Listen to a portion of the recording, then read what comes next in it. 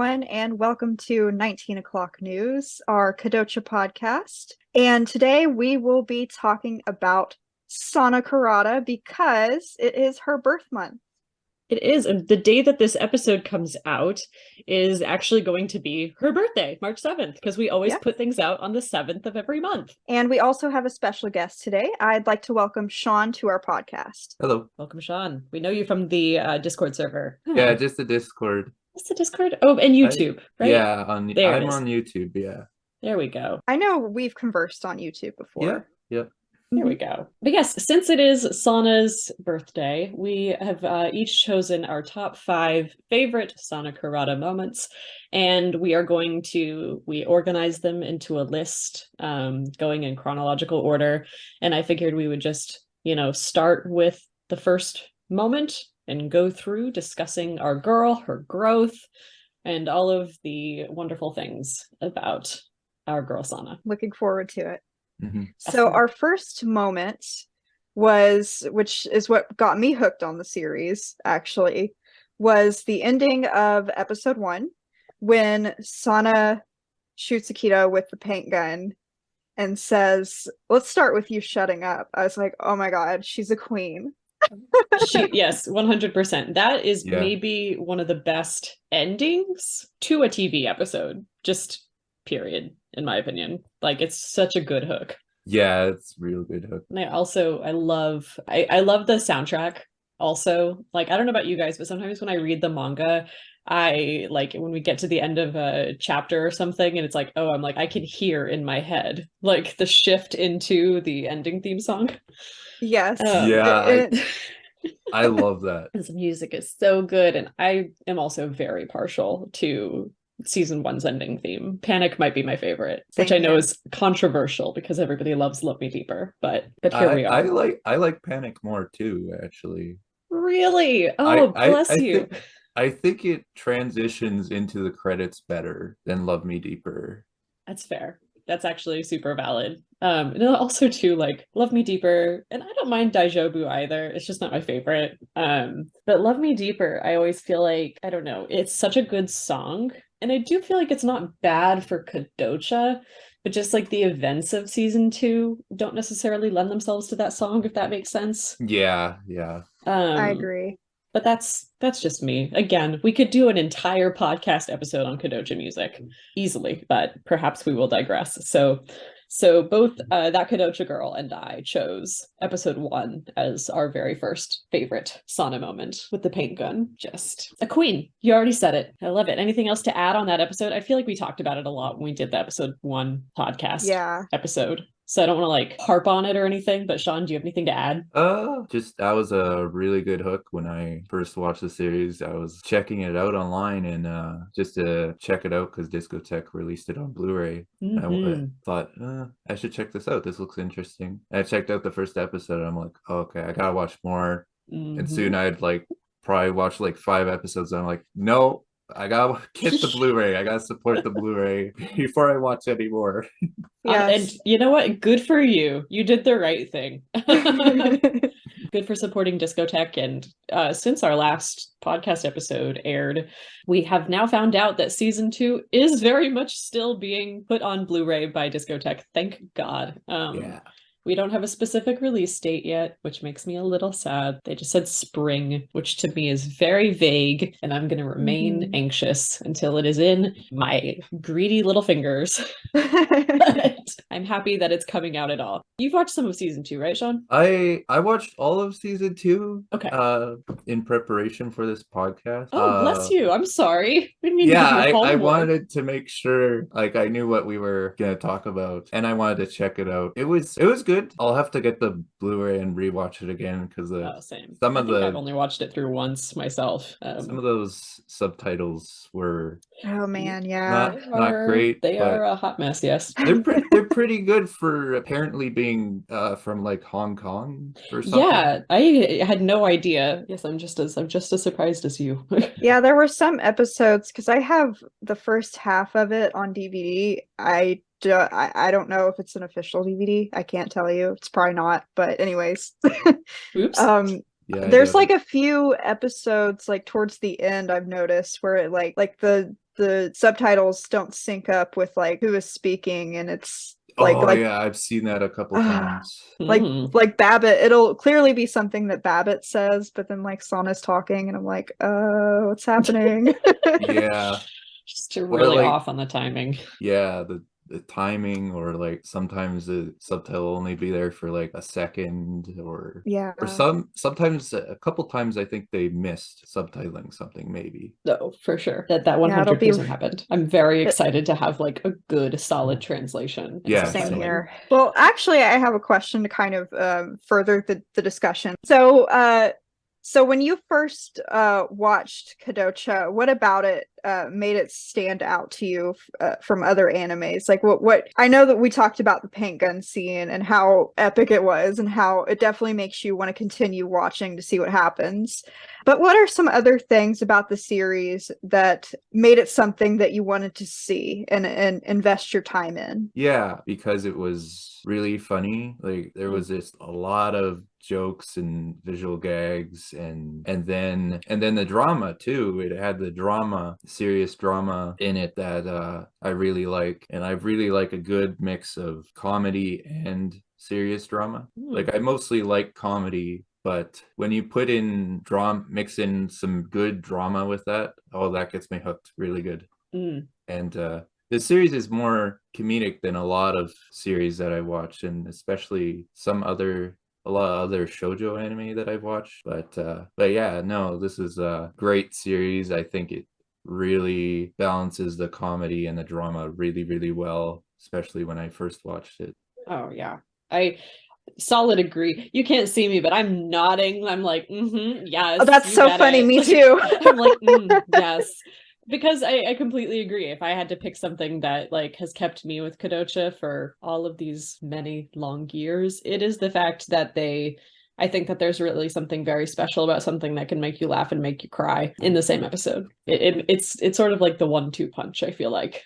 Yeah, exactly. Yeah, you get it. Do we want to move on down the episode list? See what our next moment is? Shawn, do you want to introduce, since it's yours? Okay, yeah. It's episode 3 with the bungee jump. Hell yeah. Why is it your favorite? Because Sana wanted to embarrass Akito by like having him bungee jump, because she found out he has acrophobia, fear of heights, and then he jumps and he just lets out like a little noise, and they're like, we got him. And then Sana's so confident to do it that jumps and just lets out a scream. It's so you're right in that's just a really freaking funny scene. Just fantastic. And also just like there is nothing quiet about Sana. Yeah. So it is just sort of funny that because she can be so smug. I think especially towards the beginning of the series. And so it's both funny and also because I don't know about you guys. I feel like at that like 3 episodes in, we're already starting to root for Akito like a little bit. Yeah. Not 100% yet, because I don't think we find out what happens with his home life and stuff until she like takes the photograph. But it's pretty clear, at least for me, after watching the first episode, I was like, this is definitely going to be an enemies to lovers kind of thing. Oh yeah, absolutely. But what I wanted to say about the bungee jump for me is what made it so funny. There's 2 things. One is when they show like the class reacting to her scream, and like Akito's just like his head's just kind of bouncing and he's not really reacting to it. And then the aftermath, when she's just like, it's just silence for a little bit, and then she's just like, defeated. Yeah. Anything else to add on that episode or scene? Oh yeah, that's it for me. I should say that like I watched the first season dubbed. I really love Laura Bailey's performance. I think this is one of the rare perfect castings in my opinion. I agree. Laura Bailey is top of the line, just phenomenal in this role. Oh yeah.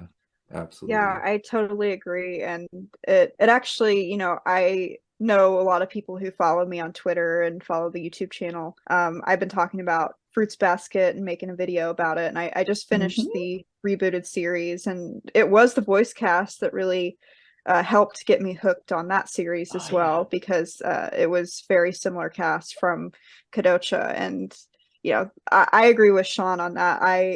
I love the dub. Like, the dub is definitely my favorite as well. I think if I had to pick between the two of them, I would still pick the sub personally, but I definitely hear you guys. I don't think it's all bad anymore.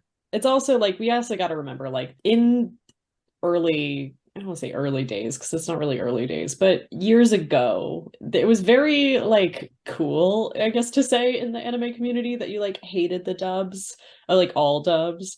Like, they would sell, like, stickers and buttons that would say, like, just say no to dubs and things like that. Like, so certainly there was some of that energy also coming into this for me at 13. That has to be acknowledged. Oh, I used to be strongly just wanted to watch dubs because I thought I couldn't really pay attention to subs. Yeah. But I've come around in recent years, especially with, like, the fact that a lot of anime there's no dubs for, it's just subbed, and I really wanted to check out some series. So then I gradually watched some subs, and I'm like, hey, I can actually watch this stuff. And now there's, like, a couple series where they have a dub, but I'll just watch the sub because I actually prefer the sub. I prefer the voices even in the sub version. Oh yeah, I definitely hear you and agree there. I'm attached to some of the Japanese voice cast for various series.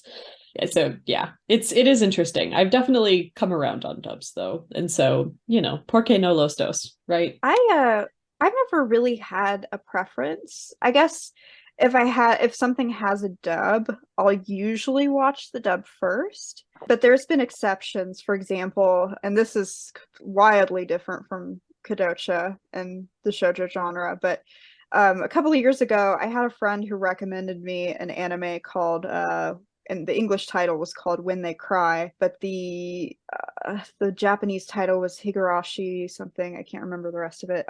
It's very violent, by the way, so it's definitely not PG or PG-13 even. So just a warning. But my friend was like, "Don't watch the dub of that. It's really bad." So that was probably one of the only exceptions where I didn't watch the dub first. I'm glad, because, like, I watched some clips of the dub on YouTube after the fact, and I was like, "Ooh, that's bad." I really feel like, well, one, dubs have just improved across the board in the last, I'd say, like 10 years for sure. I agree. Yeah. Like, it was a real toss-up for a lot of years on what that quality was going to be like. And one of the things that makes me most bananas about the Kodocha dub is just, like, the name mispronunciations. Akito instead of Akito, but that was just how Funimation was doing stuff back then. Yeah, I know Funimation was like that back then, because I've heard that with, like, the Loop on the Third community. They used to dub the specials, and they would pronounce Lupin as Lupin, and like Goemon as Goemon or something like that. And they even, like, made it got to a point where in one of the specials they actually poke fun at the community, saying that they're pronouncing it wrong. Yeah. That's it's fine. It's just it's like, if I could go back and, like, ask the decision makers at that time, it would just, it's just why, like, for what? Because I think it's a lot easier to adapt to how the thing is pronounced. But then, of course, like, I think there are some dubs that I grew up on, and I'm, like, still trying to break myself of those English mispronunciations. But if they just done it correctly at the time, we wouldn't have a generation of old takus who can't pronounce names.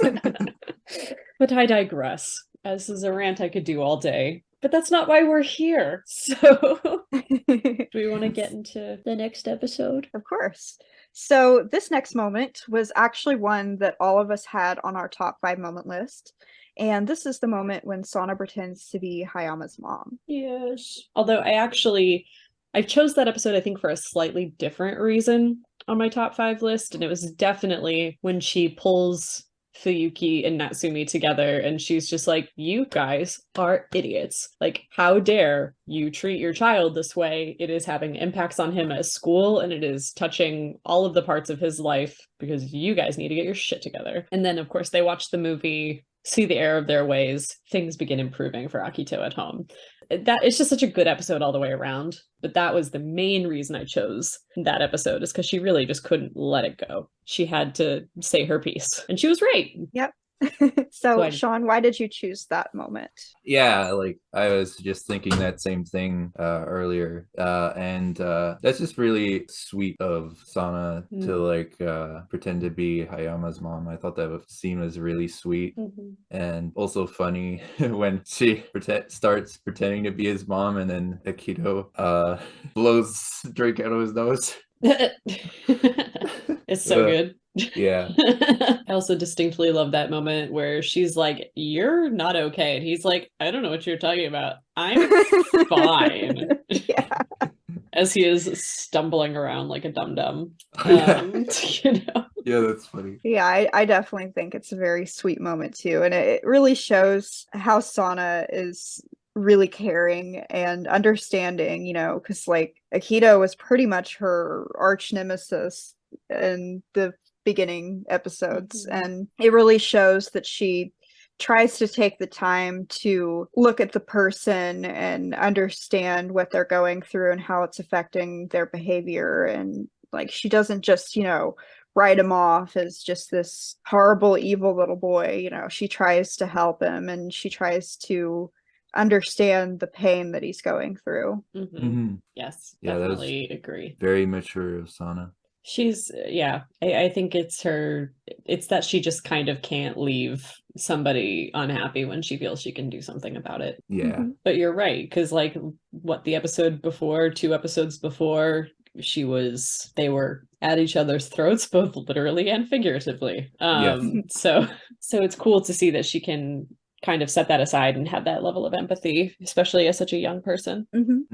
I also think it's kind of funny too, because obviously that moment is extremely significant for Akito, and what she says to him and telling him to go on living. Yeah. And I don't know, no manga spoiler, Shawn, because I know that you're still working through that, but it's just an interesting recurring theme that comes up pretty frequently. And at one point he's like, do you remember what you said? And she's like, what did I say? What are you talking about? I didn't say anything. What are you talking? Like, she doesn't, like, it's because she's so giving, I think, of her time in those moments, like what was like earth-shattering, life-altering thing to hear for Akito, like she doesn't even remember several volumes later. Anything else to add on episode 6? That's all I have. I know we've talked about it before. I was gonna say, I'm like, yeah, we did a whole last episode on this episode because it's a good episode.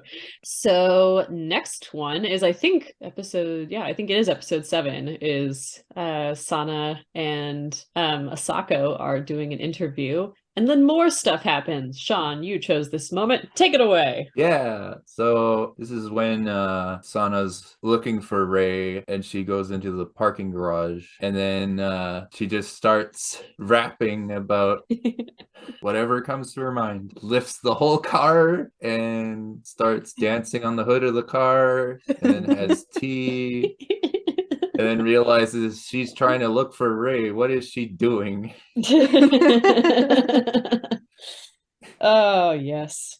I can't remember the exact lyrics of the rap, but I feel like there was one part when it was like she's acting as if it was like some big emergency, like she needed to call the cops, like that he was missing. Like I love it. It's so good. And I love the scene too, because it's so like, that episode could be kind of a bummer because Ray is so sad for that entire episode. Yeah. But Sana really brings that levity to that scenario. And also, like, I think that's really, I mean, we've seen it a little bit already, but that's definitely a prime example of that sort of slapstick physical comedy that I think Kodocha is really fantastic at. Yeah, absolutely. Anything else to add on episode 7? Didn't we had an episode about that, didn't we? We talked about episode 8, Fruit Juice. Oh, but we First recapped. Kiss, but we recapped episode 7 talking about that because the inciting event is really the Rei and Asako stuff for Sana. And honestly, we could probably talk about that transition for Sana for hours and hours. Just because it is such one of her first, I think, big moments of growth over the course of the series. Yeah. And actually, and that's one of the next ones on your list, Shawn, was I think episode 10, after Sana does some internal work, makes some choices. Do you want to talk a little bit about what you liked from that episode? Yeah. So Sana lets Rei and Osako be in a relationship. Yeah. She realizes that Rei can't be her actual boyfriend and lets him have Osako as his girlfriend. Yeah, that's a really nice moment of Sana maturing. But I also really liked the comedy in that scene too. It's earlier in the episode, I think Rei is talking to Asako and Asako's like, when are you gonna not be Sana's girlfriend or something like that? And he says, I guess when she's older or something, becomes an adult or whatever. And then later when Sana lets Rei and Asako be together, she's saying, oh, I'm all grown up now, whatever. And then Osako whispers to her, did you have your period? And, and Sana says, what does punctuation have to do with this? Oh, that's interesting. That is a dub only line. Oh, that was only in the dub. It's only in the dub. In the sub, she's like, that happened ages ago. Like, what are you talking about? So that's interesting. I mean, I think that's a very funny added joke. Yeah, but I think I like that in the dub better. But no, that's funny. That's a solid joke writing for that scene. But that is interesting that's not quite what was said. But it is a funny scene. I also just love that part where I think Asako says to Rei, she's like, I thought we would have to wait until she was at least 18. Asako was in it for the long haul. She was willing to wait. I know. Oh, yeah. I thought that was so cute of her to do that. Yes. I love Asako Kurumi. Great character. Wish we got more of her. Yeah, but it was pretty funny all the times later in the series when Rei wants to be with Osako, but then he can't. Yes. And then he just has a doll of Osako. Yes. Or a puppet. It's so good. I love I think it's their Christmas Eve date that she cancels last minute because he's been getting pumped for that date for 3 episodes. That was so funny. It's just poor the sinking into despair. I was like, relatable. That's so funny. Yeah, Rei so excited and even says happy lucky monkey a bunch of times. Yeah. Gotta cope with the pain. Exactly. And then it contrasted with Sana's mom's manuscript guy. I forgot his name. Onda. I'm the only one that remembers. Onda. I swear to God. Yeah, and Onda is all depressed about not getting the manuscript, and he's sinking into the depression hole or whatever. Rei gets the call that his girlfriend's not going to come over, and then he gets depressed, and Onda gets the manuscript, together, right? And he's like, "Yay! I got the manuscript." Oh yeah. I know there's one episode where they do it together. And they fall in that hole that's the depression hole. I know Zenjiro does it multiple times too. Oh, for sure. Akito actually does too a couple of times. There's a funny scene where Tsuyoshi's trying to pull him out. I think that might also be in that same episode, that Christmas Eve episode. Yeah. 38. I think it was at the store when they couldn't figure out. Yes. Yeah. You are correct. So good. I also love that scene with Rei at the end toward the end of that episode where he's still sad, still dragging his Asako doll around, and then he opens the freezer and it's the snowman. And he's just like, the snowman, yeah. What is this? What and is why? Anything else to add on the Sana's part in the Rei and Asako arc, episode 10? Any of those feelings? Not really. I did want to add that I really like the friendship between Sana and Asako a lot, especially during the which I know we'll touch on later in our episode today, is when they kind of bonded during their filming of the movie The Mansion of Water. I really liked how she was kind of like a stand-in mother for her for a little bit. I have it's not exactly a head canon, but it's just what I like to think of her in my head is Asako's like her fun aunt that like she'd go out and like when Sana gets older, like they go out and like drink together and have a good time. Oh, for sure. I 100% buy that headcanon because I think, I mean, it's clear that like Rei and Asako obviously are always going to be together, and Rei is always going to be a part of Sana's life. So it makes sense that they would have a close relationship as well. All right. So the next moment on our list this is was your actually moment. You picked this one. And this was from episode 19. And this is after Sana meets her mother, her biological mother, for the first time. And she goes on a trip with her to meet her half-sister. I can't remember her name right now. Mariko? Is that her name? You got it. Yeah. Yeah. And they go to an amusement park, and Tsuyoshi and Akito come along. And at the very end, Keiko asks Sana if she could come and live with her and be a real family together. And Sana says no, she wants to stay with Misako because that's, in her heart, that's her mom. You know, she sees Misako as her mom. And I thought that was a really powerful moment. And like, you know, she's only 11 years old at this time. And you know, as a kid, like being in that kind of situation, like I imagine that would be a really difficult thing to hear. And, you know, sometimes I feel like sometimes we have trouble as kids saying no to the adults in our life, especially if they're a parent or they're an authority figure of some kind.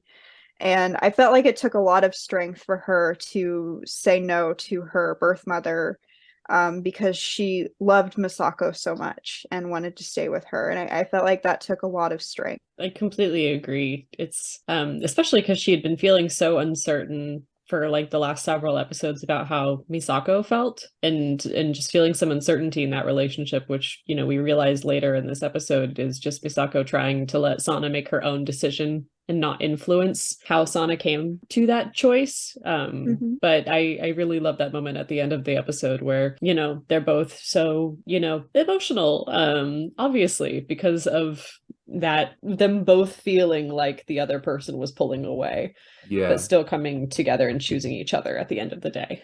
I mean, right now I'm tearing up a little bit, if I'm being honest. It's a really beautiful episode. It's also like, it's interesting too, I think, that Sana is kind of like she's a nice lady, and Mariko is like really cute, but I don't feel anything, even though like they are technically my blood, which I just think is really interesting. That like Sana, who can care about just about anybody, was kind of like, I'm struggling here. Yeah. And I imagine she might be feeling like I don't know, you know, I can only speak for like what I can infer about the character, but you know, it's possible that maybe she was also dealing with like, oh, well, you know, she abandoned me. She might have some hurt from that as well. Oh, for sure. Yeah, you know, definitely. Like Keiko, it's not really there's no way to assert that she is not very much a victim in like what happened to her and the circumstances of Sana's birth. She still made some pretty terrible decisions in terms of choosing to abandon Sana, because that's, you know, what happened. But yeah, I'm sure Sana's absolutely held on to some of that stuff. So just sort of like from the get-go, I don't know if Sana like would feel like she'd be able to trust Keiko, you know? Oh, absolutely. Oh yeah. So next up on our list is a moment episode that Ari and I both chose, which was episode 38, A Special Christmas Kiss, when Sana gives Akito the dinosaur and he's like, I have nothing for you. And she said, that's okay. You really struggled, and that makes me happy. I know, that was adorable. Yeah, she's so giving, you know? Yeah. Like, she definitely could have roasted him a little bit for that, but she was just like, you've suffered enough. Like, and I thought that was sweet. And that she, because at this point, she would have been at his house like 10, 15 episodes ago, and several months even afterwards. And so, like, you know, she clocked the dinosaur in his bedroom, remembered it, and added to the collection, which I just thought was sweet. Yeah. That shows that, you know, she really cares about him, and that she was thinking critically about, okay, well, what's in his room? What is he like? You know, it just shows that she cares about him very deeply. And we don't really hear it vocalized from Sana much about her feelings towards Sakito. We get a lot of her love through subtle actions, I feel like. Yeah, for sure. Because she doesn't even know, she doesn't know what to call it. Yeah. And I do think it's interesting too, especially like later in that episode when she gets kiss number 2 from him and she's just like, huh, and then kind of moves on from it like very quickly. And then I don't know if this moment is represented in the anime, but in the manga later, she's like, why was I so chill about that? That's weird. I love that episode. That's like my comfort Kodocha episode. Me like too. if I just need to like watch one, I will typically pick episode 38 because it's so good. Yeah, it's a great one. And sorry. Oh, that's okay. I was gonna pick this one and then I forgot. This is actually one of my favorites too.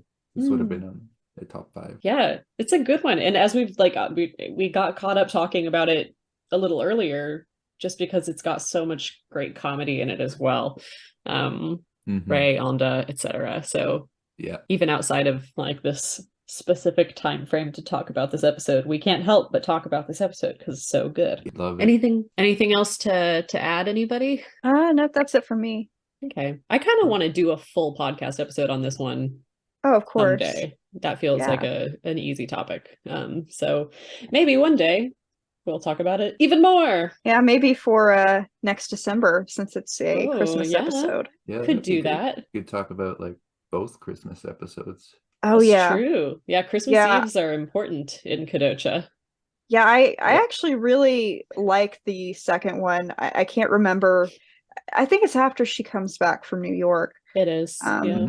I love that one. I do kind of hate how like the first time I watched it, I was like so convinced that they were gonna like tell each other, how they felt, and then they get interrupted by Tsuyoshi and everyone else. Like, dang it. Yeah. This is I love this anime. I love season 2. There's lots of fun stuff in season 2. I do wish it had stuck a little closer to the manga because I really love how Christmas Eve went in the manga because it was very different. So oh yeah, I'll always think of Christmas Eve as like Sana and Akito's like anniversary, or at least it's always going to be a date of importance, I think, for them. Oh yeah, or I headcanon that anyway. It definitely was important to Akito because I remember watching there's a scene in season 2 where I think like Fuka tells him she wants to invite him over for her birthday, I think, or celebrate her birthday, and then she tells him it's on Christmas Eve, I think, and then he just drops the gift she gave him. Yep. It's such a good moment. It's also just like wild of Obana because I think when she chose Akito and Sana's middle birthday, she hadn't necessarily like conceptualized Fuka yet. She just like set Fuka up, I think, to be a scapegoat among Kodocha fans. But she was like, here is this pretty rival character, and also her birthday is their middle birthday. Yeah. How dare she choose to be born on their day? Come on, it's fine. Anything else to add on Christmas Eves or episode 38? That's it for me. Just that it's a great episode. Agreed. Okay, and then, so our next Sana moment is one that we all chose, and I'm going to be really curious to hear about the reasons why we all chose this moment, but we all chose episode 62, the last scene of Mansion of Water is being filmed, and Sana coming out of that burning building, looking like an absolute goddess. And the actor we always knew she could be. So I'll let you guys say why you like that moment, and then I will do my spiel. Okay, so Shawn, do you want to start out with the discussion? Yeah, sure. So I just thought it was a great moment because Sana has her leg hurt and she thought it was all healed up, but then like started hurting again when she tried getting out, and it took her a while, but she eventually got out, and that was a great moment. She was thinking about ways to call for help, remembered the Barucha and the memories with that. And then I think she had thought, what if she just stayed there and didn't come out to the mansion? That was sad. Yeah, I agree. But then she eventually decided, yeah, I'm gonna get out. That was really powerful. That's great. Ari, what are your thoughts? I definitely feel like that was her most powerful moment in both the anime and the manga for me. That probably is my number one on like my list of Sana moments in general, because prior to this, we had her being in a deep depression because, you know, she found out that Akito was dating Fuka, and she realizes her feelings for him, and she's really upset about that, and she's far away from all her friends, and her mom's not around. You know, she has Asako who she's confided in, which I talked a little bit about earlier, and you know, she could have just gave up, and like you said, like she could have just stayed in there. You know, she was so miserable, but she chose to keep on living. And I feel like that's another moment that ties it back to that beginning arc, is when she, you know, she's being Akito's mother, and she's telling him, you know, to go on living.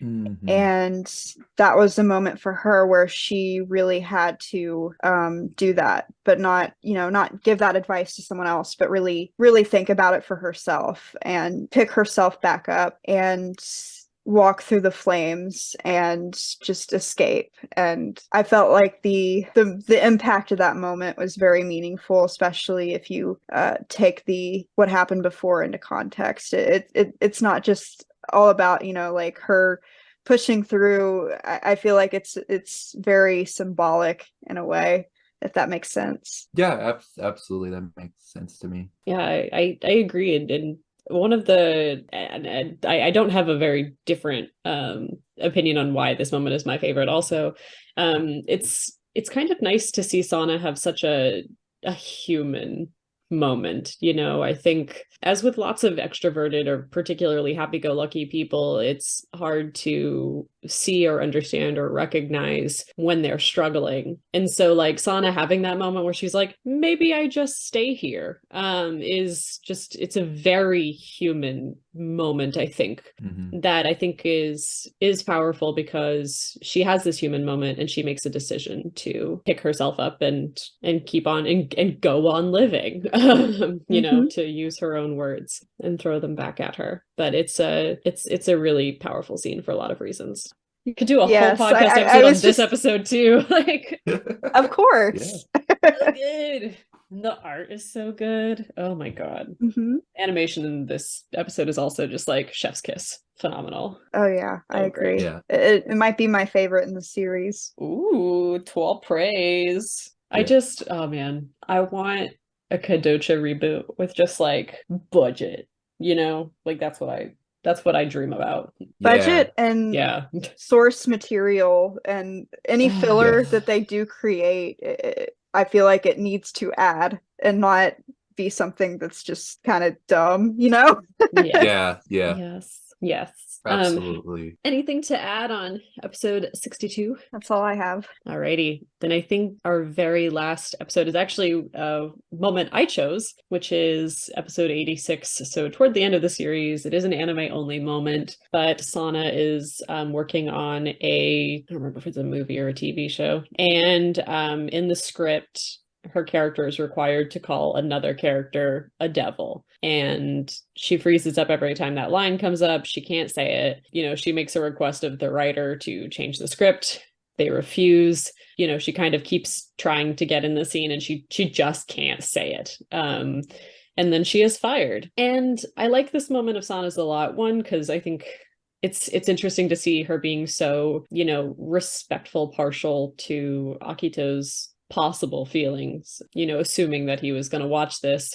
And then two, it's interesting because it's like an impulse, like she can't say it. But then three, you know, I kind of appreciate that she kind of, you know, stuck to her guns and you know, really had some principles, like this is just not a word that I'm gonna say. And I thought that was pretty badass of her for being such a young actor and, you know, choosing the people that she loves over the career piece. So that's why I chose that moment. Do you guys I remember really that? appreciate. Yeah. Yeah. Okay.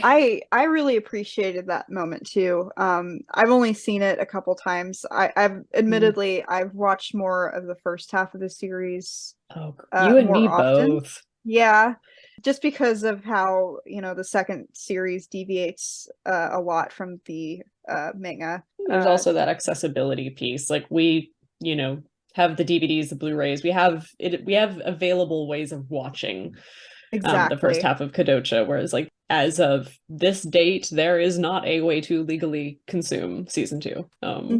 We've all But done it, but that's why I said earlier I have the first half of season 2 on a DVD set. But again, like, I mean, if it is, a bootleg, it's a really good one, because I mean, it's like the case is really nice material. But anyways, back to the moment, when she just refused to use that word, and because she was thinking about, how it would make him feel. And again, I thought that was another moment that really conveyed how much she cares about him, and how much she understands how painful that was for him. And she didn't want to, even though it was an act, she didn't want to be that person on screen. Like it was just too hard for her to even act that way. And I thought, like you said, I thought that took a lot of strength for her to basically say, nope, I'm not doing that. Yeah. I think it's really important, especially in performance, to have a pretty good understanding of like what you like will and will not do. Because as an actor, like you're very much a commodity, right? And I think it's important that everybody understand what like their boundaries are, and to not take on projects that push on that, especially because I think at the stage in the series, like Sana has enough fame and has had enough experience that she can probably doesn't have to take every single project that comes her way, especially since she's still in school. So I respect deeply her decision to just be like, to not say it. It is unfortunate that like she had to get fired over it, but here we are. Yeah. Well, I feel like wrap it up on a upper. Well, Shawn, what did you think of that moment in the anime? Yeah, I thought it was also a great character moment. Yeah, that Sana just couldn't get the word out. She couldn't say that because that it would hurt Akito's feelings. I thought that was great. Great. Yeah, it's so good. I don't know. I love thinking about like where Sana starts in, season 1, episode 1, and where she finishes the series. It sounds kind of cheesy, but like thinking about it gives me goosebumps sometimes. Yeah, there's a lot of growth. And it's fun because you get to see those parts of her, I think, that are kind of core to her personality, being cheerful and looking on the bright side and finding the silver lining and being funny and all of that physical comedy. Like she keeps those pieces, but she just learns a lot along the way. That's why we love her. So let's end this episode talking about our favorite thing about Sana's personality. Like one of the things that we love about her, either a value that she has or a behavior that she has that's just either hilarious or we find to be admirable. I have 2 immediately. I've got a serious one and a silly one. All right. Okay, so my serious one is that she can find the silver lining in anything. Like in any shitty situation, she can be like, okay, here's how we like move forward and stay happy and stay positive. It's a skill that like I don't necessarily have, therefore I admire it greatly. So that's my serious one. And then my silly one is that I love whenever she screws up like common phrases or like sayings. They're always so flippin' funny to me. That's my silly one. Okay, I'm done. You guys go. All right, Shawn, what about you? Yeah, I really like that too. I just like her happy-go-lucky personality, that she's so extroverted and just so energetic, just a big ball of energy. I love how she just goes into situations without really thinking sometimes. But yeah, I just really like her personality, and I like those messed up sayings too, like Right. tooth for a tooth ball. Sorry, what's yours? Honestly, like when I was thinking about it, like ours are pretty much the same. I always admired how much she could be positive even if things are just going really horribly. Because like you said, that's something that I struggle with sometimes. And like ever since I found the series, like and I know this sounds kind of silly because I know it's just an anime series, but like sometimes if I'm dealing with something that's hard, it has nothing to do, it's some adult thing that it's not even like silly, like the situations in Kodocha at all. But sometimes if I'm dealing with something difficult as an adult and I think about Sana and like what would Sana do in this situation, and like I it just makes me feel so much better sometimes. It's really weird, but that's just what my life is now. Ever since I found Kodocha, there's life before and after Kodocha for me. Yeah. But that's probably my reason to but I also love how she's just like she's very and there's a word for that too.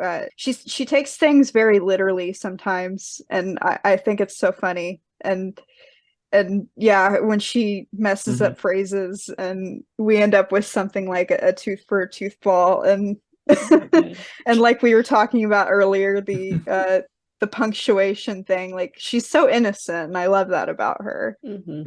Or Oyako Don Baka's. That'll always be a favorite of mine. That's our girl. Happy birthday, Sana Kurata. Happy birthday, Sana. She's born in 85 technically, or no, 83. So how old is she? Is she turning 40 this year? Yes, she'll be 40. Yep. I yes. Oh, okay. Wow. Cool. Yeah, because the series starts in weird. 94 and she's 11, so wow. I don't know how I feel about that. Honestly, I'm right there with you. I'm sitting here I'm having a wow. moment. What even is time? Happy birthday, Sana. Thank you, Obana Sensei. Fingers crossed Obana does some Sana artwork on her blog. Yes. On March 7th. She only does new artwork, I feel like, on Sana's birthday. So I'm like, all my fingers are crossed for I'm sure we'll post that on Twitter too if she does. I'll be scrolling all day long and ready to post about it at a moment's notice. Anyway. All right. Well, thank you so much, Shawn, for being a guest on the show today. And you're always welcome back on the podcast. Is there anything else that you'd like to talk about today before we sign off? Yeah, I just want to say thank you for having me on the podcast. My first ever podcast I've ever been on. Wow. Cool. Well, welcome. So glad that we were your first. I hope you had fun. We had fun. I had fun. Yeah, me too. You guys have fun? It's Okay, cool. Well, thank you so much, everybody, for joining us. Happy birthday to Sana, and we will see you next time. See ya. Yep. Thank you for listening to 19 O'Clock News, a Kodocha podcast. 19 O'Clock News is hosted by That Kodocha Girl and Mahou Shoujo M. We love making new friends. Feel free to join us in the Kodocha Discord under Kodocha_media. 19 O'Clock News is not affiliated with any current or previous rights holders to Kodomo no Omocha by Miho Obana.